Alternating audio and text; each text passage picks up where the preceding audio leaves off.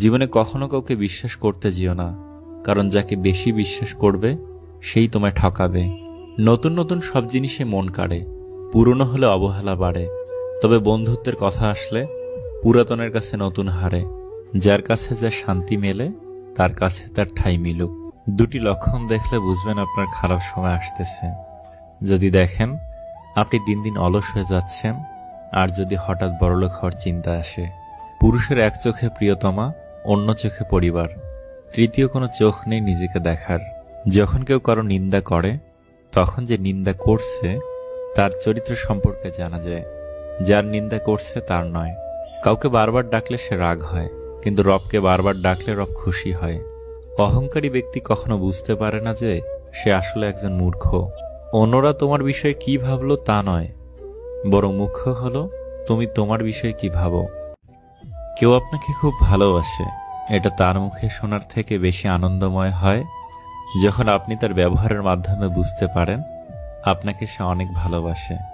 মানুষকে বিশ্বাস করে ঠকলেও তার মধ্যে একটা আনন্দ আছে, মানুষ চেনার আনন্দ।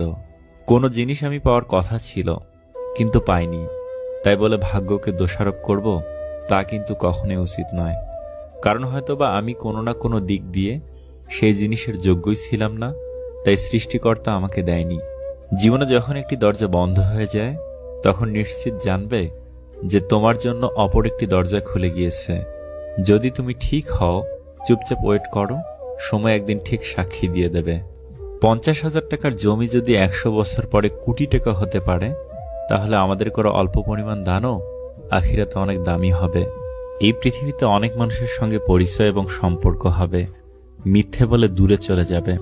এতে কষ্ট পাবার কোনো দরকার নেই, কারণ মানুষের প্রধান পরিচয়টাই হলো স্বার্থপরতা। তুমি কতটা ঠিক বা কতটা ভুল এটা নিজের কাছেই প্রমাণ করার চেষ্টা করো, অন্যদের কাছে প্রমাণ করার কোনো দরকার নেই। তুমি ঠিক হলে ওরা সেই ভুলটাই বলবে, তোমাকে টেনে ধরে নিচে নামানোর চেষ্টা করবে। তুমি ঠিক হয়ে থাকলে শুধু চুপ হয়ে যাও, দেখবে মনের মধ্যে একটা সততার অনুভূতি পাবে। যাকে পাওনি তাকে নিয়ে আফসোস করো না। এত ভালোবাসার পরেও যে তোমার হয়নি, তাকে নিয়ে ভবিষ্যতে সুখী হবে কিনা তার কোনো গ্যারান্টি নেই।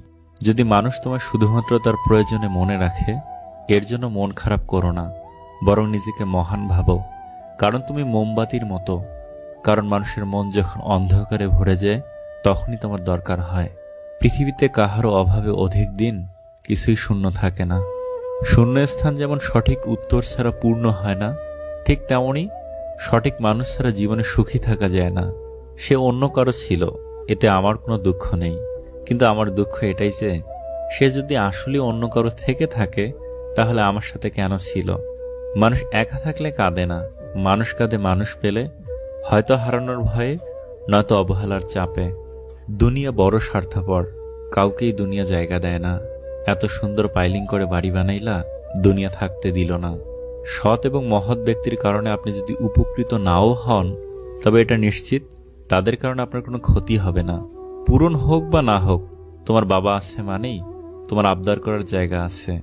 একজন গোছানো পুরুষকে বিয়ে করা যতটা আনন্দের, একজন অগোছালো পুরুষকে বিয়ে করে গুছিয়ে রাখাটা তার চেয়ে বেশি গর্বের।